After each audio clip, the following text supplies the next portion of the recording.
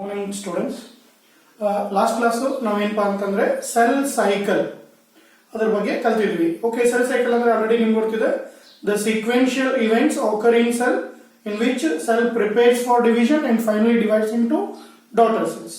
Fine. Next cell cycle ಅಲ್ಲಿ ಎರಡು main face ಮಾಡಿದ್ವಿ. ಒಂದು ಇಂಟರ್ಫೇಸ್, ಇನ್ನೊಂದು ಡಿವೈಡಿಂಗ್ ಫೇಸ್, ನಾನ್ ಡಿವೈಡಿಂಗ್. ಹೌದಾ? ಇಂಟರ್ಫೇಸ್ ಅನ್ನು ನಾವೇನಂತ ಹೇಳ್ತಿದ್ವಿ? ಐ ಫೇಸ್ ಅಂತ ಹೇಳ್ತಿದ್ವಿ. ಡಿವೈಡಿಂಗ್ ಫೇಸ್ ಅನ್ನ ಎಂ ಫೇಸ್ ಅಂತ ಕಲ್ತಿದ್ವಿ. ಓಕೆ, ಇನ್ನ ನೆಕ್ಸ್ಟ್ ನೀವು ನೋಡೋದಾದ್ರೆ ಈ ಇಂಟರ್ಫೇಸ್ ಅಲ್ಲಿ ಮತ್ತೆ ನಾವೇನ್ ಮಾಡ್ತೀವಿ, ಅದನ್ನ 3 ಸಬ್ ಫೇಸಸ್ ಆಗಿ ಡಿವೈಡ್ ಮಾಡ್ತೀವಿ. ಯಾವ್ದ್ಯಾವ್ದು? ಒಂದು G1 gap 1 or growth 1 phase, S phase, growth 2 phase. Okay, ಯಾವಾಗ ಗ್ರೋತ್ 2 ಫೇಸ್ ಕಂಪ್ಲೀಟ್ ಆಗುತ್ತೆ, then cell enters in mitosis or what we call M phase ಅಂತ ಕರಿತೀವಿ. ಓಕೆ, ಫಸ್ಟ್ ನಾವೇನ್ ಹೇಳ್ಬೋದು ಇಲ್ಲಿ? M phase. Yes, M phase ಅಂದ್ರೆ ಏನು? Okay, ಈಗ ಆಲ್ರೆಡಿ ನಾನು ಹೇಳೋದಲ್ಲ, ಐ ಫೇಸ್ ಕಲ್ತಿದೀವಿ, ಇಂಟರ್ಫೇಸ್ ಅನ್ನ ಕಲ್ತಿದೀವಿ. ನೆಕ್ಸ್ಟ್ ನಾವ್ ಹೇಳೋದೇನಪ್ಪಾ ಅಂದ್ರೆ ಎಂ ಫೇಸ್. ಎಂ ಅಂದ್ರೆ ನಾನ್ ಡಿವೈಡಿಂಗ್ ಫೇಸ್ ಅಂತ ಕರಿತೀವಿ. Okay, during this phase parent cell divides into 2 daughter cells. ಅದನ್ನೇ ನಾವೇನಂತ ಹೇಳ್ತೀವಿ? M phase. ಓಕೆ, ಅದಕ್ಕೆ ಇಲ್ಲಿ ಎಂ ಸ್ಟ್ಯಾಂಡ್ಸ್ ಫಾರ್ ನಾವೇನ್ ವರ್ಡ್ ಯೂಸ್ ಮಾಡ್ತೀವಿ ಅಂದ್ರೆ ಮೈಟೋಸಿಸ್ ಆರ್ ಮಿಯೋಸಿಸ್. ಓಕೆ, ಅದಕ್ಕೆ ನಾನೀಗ ಡೈರೆಕ್ಟ್ ಆಗಿ ಏನಪ್ಪಾ ಅಂದ್ರೆ ಮೈಟೋಸಿಸ್ ಅನ್ನೋ ವರ್ಡ್ ಅನ್ನು ಹೇಳ್ತಾ ಇದ್ದೀನಿ. ಓಕೆ, ಮೈಟೋಸಿಸ್ ಐ ಥಿಂಕ್ ನೀವು ಆಲ್ರೆಡಿ ಈ ಒಂದು ಟರ್ಮ್ಗೆ ಫ್ಯಾಮಿಲಿಯರ್ ಇದೆ. ಯಾಕಂದ್ರೆ ಹೈಸ್ಕೂಲ್ ಅಲ್ಲಿ ನೀವು ಕಲ್ತಿರ್ತೀರಾ ಮೈಟೋಸಿಸ್ ಅಂತಂದ್ರೆ ಏನು ಅಂತ. ಓಕೆ, ಅಲ್ಲಿ ನಿಮ್ಗೆ ಪ್ರೋಫೇಸ್, ಮೆಟಾಫೇಸ್, ಎನಾಫೇಸ್, ಟೀಲೋಫೇಸ್ ಸೇಮ್ ಅದನ್ನೇ ಸ್ವಲ್ಪ ಏನು ಬ್ರೀಫ್ ಆಗಿ ನಾವಿಲ್ಲಿ ಡಿಸ್ಕಷನ್ ಮಾಡ್ತೀವಿ. Okay, fine. ಈಗ ಮೈಟೋಸಿಸ್ ಅಂದ್ರೆ ಏನು? ಓಕೆ, ಮೈಟೋಸಿಸ್ ಅಂದ್ರೆ is a type of cell division in which parent cell divide into 2 equal sized daughter cells. ಹೌದಾ? ಇದನ್ನ ನಾವು ಇನ್ನೂ ಒಂದು ವರ್ಡ್ ಕರಿತೀವಿ. ನಾವು ಏನ್ ಕರಿತೀವಿ ಅಂದ್ರೆ equational cell division. Equational cell division. ಈಗ ಮೈಟೋಸಿಸ್ ಮತ್ತೆ ಮಿಯೋಸಿಸ್ ನೀವು ಕಂಪೇರ್ ಮಾಡೋದಾದ್ರೆ ಮೈಟೋಸಿಸ್ ಅನ್ನ ಇಕ್ವೇಶನಲ್ ಸೆಲ್ ಡಿವಿಷನ್ ಅಂತ ಹೇಳಿದ್ರೆ ಮಿಯೋಸಿಸ್ ಅನ್ನ ರಿಡಕ್ಷನಲ್ ಸೆಲ್ ಡಿವಿಷನ್ ಅಂತ ಕರಿತೀವಿ. ಯಾಕೆ ಇದಕ್ಕೆ ಇಕ್ವೇಶನಲ್ ಸೆಲ್ ಡಿವಿಷನ್ ಅಂತ ಹೇಳ್ತೀವಿ ಅಂತಂದ್ರೆ ಒಂದು ಪೇರೆಂಟ್ ಸೆಲ್ ಇಂದ ಏನು 2 ಡಾಟರ್ ಸೆಲ್ಸ್ ಡಿವೈಡ್ ಆಗಿ ಬರುತ್ತೆ, ಆ 2 ಡಾಟರ್ ಸೆಲ್ಸ್ ಅಲ್ಲೂ ಸೇಮ್ ಕ್ರೋಮೋಸೋಮ್ಸ್ ಇರುತ್ತೆ. ಅಂದ್ರೆ ಪೇರೆಂಟ್ ಸೆಲ್ ಅಲ್ಲಿ ಎಷ್ಟು ಇರುತ್ತೆ ಅಷ್ಟೇ ಡಾಟರ್ ಸೆಲ್ಸ್ ಅಲ್ಲೂ ಇರುತ್ತೆ. ಅದಕ್ಕೆ ಇಕ್ವೇಶನಲ್ ಅಂತ ಕರೆಯೋದು. ಈಗ ಮಿಯೋಸಿಸ್ ಆದ್ರೆ ಏನಾಗುತ್ತೆ, ಅಲ್ಲಿ reductional cell division. Parent cell ಅಲ್ಲಿ ಎಷ್ಟು ಕ್ರೋಮೋಸೋಮ್ ಇರುತ್ತೆ ಅದರ ಕರೆಕ್ಟ್ ಆಗಿ ಅರ್ಧ ಕ್ರೋಮೋಸೋಮ್ ನಂಬರ್ಸ್ ಎಲ್ಲಿ ಬರುತ್ತೆ? Daughter cells. ಅದಕ್ಕೆ ಅದನ್ನ ನಾವು ರಿಡಕ್ಷನಲ್ ಸೆಲ್ ಡಿವಿಷನ್ ಅಂತ ಕರಿತೀವಿ. ಈಗ ಫಸ್ಟ್ ಗೆ ನೋಡೋದಾದ್ರೆ ವಾಟ್ ಈಸ್ ಮೈಟೋಸಿಸ್? ಎಕ್ಸಾಮ್ ಅಲ್ಲಿ 5 ಮಾರ್ಕಿಗೆ ಕ್ವಶನ್ ಇದೆ. What is mitosis? Describe the phases of mitosis. ಈಗ ಮೈಟೋಸಿಸ್ ಅಂದ್ರೆ ಏನ್ ಬರೀತೀರಾ? Okay, mitosis is a type of cell division. Mitosis is a type of cell division in which one parent cell divides into 2 equal sized daughter cells. Okay, it is a type of cell division during which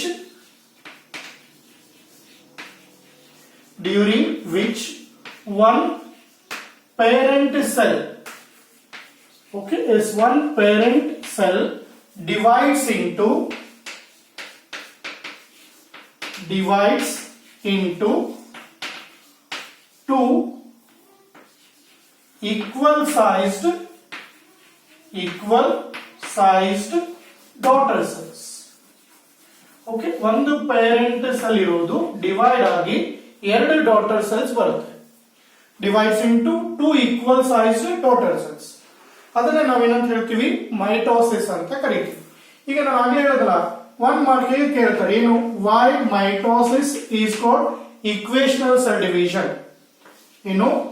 Y mitosis is known as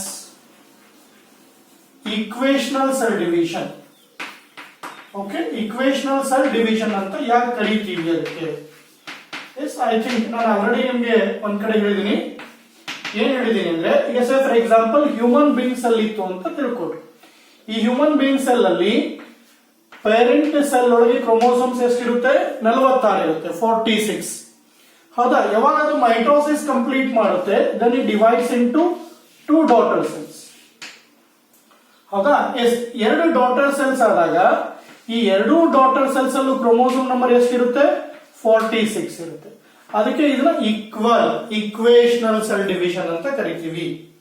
ಅರ್ಥ ಆಗುತ್ತಾ? S, in mitosis parent cell divides into 2 daughter cells. These daughter cell receive same chromosome number as that of parent cell. Hence it is called equational cell division.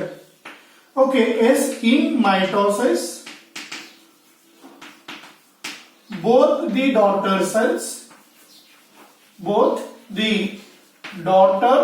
cells receive same chromosome number or same number of chromosomes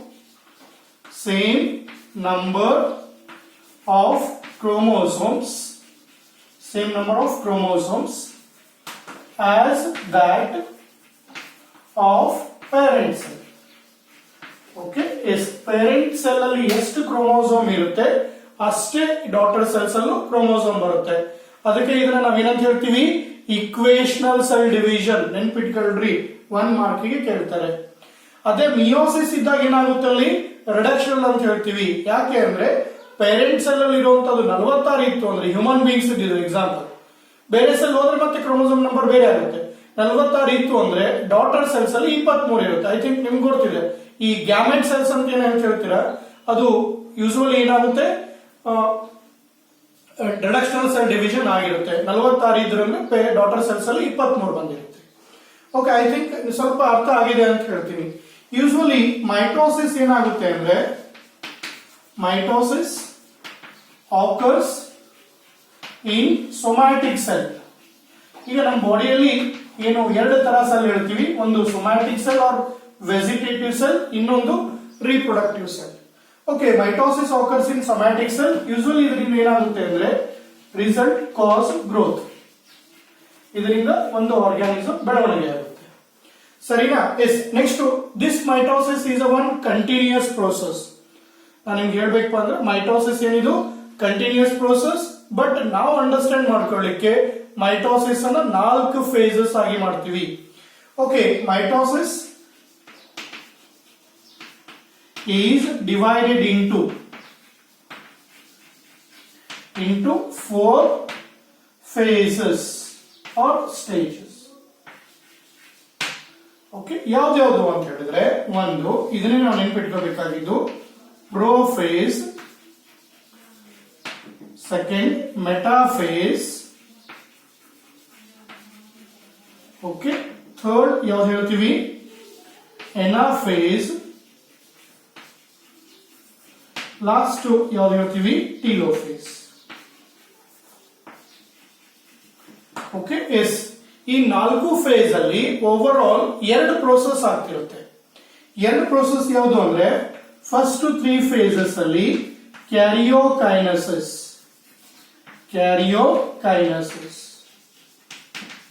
ಸರಿನಾ? ಇನ್ನು next phase ಅಲ್ಲಿ ಏನಾಗುತ್ತೆ? Cytokinesis ಅಂತ ಕರೀತೀವಿ. Okay, karyokinesis ಅಂದ್ರೆ division of nucleus or division of nuclear material. ಈಗ ನೀವು ಒಂದ್ ಕಡೆ ಕ್ಯಾರಿಯೋನ್ ಅಂತ ಕಲ್ತಿರ್ತೀರ. ಕ್ಯಾರಿಯೋನ್ ಅಂದ್ರೆ ಏನು? ನ್ಯೂಕ್ಲಿಯಸ್. ಕ್ಯಾರಿಯೋಕೈನೆಸಿಸ್ ಅಂದ್ರೆ ಏನು? ಡಿವಿಷನ್ ಆಫ್ ನ್ಯೂಕ್ಲಿಯಸ್ ಅನ್ನ ಕ್ಯಾರಿಯೋಕೈನೆಸಿಸ್ ಅಂತ ಹೇಳ್ತೀವಿ. ಇನ್ನು ಸೈಟೋಕೈನೆಸಿಸ್ ಇದು ಏನಪ್ಪಾ ಅಂದ್ರೆ ಡಿವಿಷನ್ ಆಫ್ ಸೈಟೋಪ್ಲಾಸಮ್. ಹೌದಾ? ಎಸ್, ಇವು 2 ಏನಪ್ಪಾ ಅಂದ್ರೆ ಮೇನ್ ಪ್ರೋಸೆಸ್. ಕನ್ಫ್ಯೂಷನ್ ಬೇಡ. 4 ಫೇಸ್ ಬರುತ್ತೆ. ಪ್ರೋಸೆಸ್ ಆಗೋದು 2. ಒಂದು ಸೈಟೋಕೈನೆಸಿಸ್, ಇನ್ನೊಂದು ಕ್ಯಾರಿಯೋಕೈನೆಸಿಸ್. ಈಗ ನಾವೇನ್ ಮಾಡೋಣ? 1 by 1 ಫೇಸಸ್ ಅನ್ನು ನೋಡೋಣ. Okay, fine.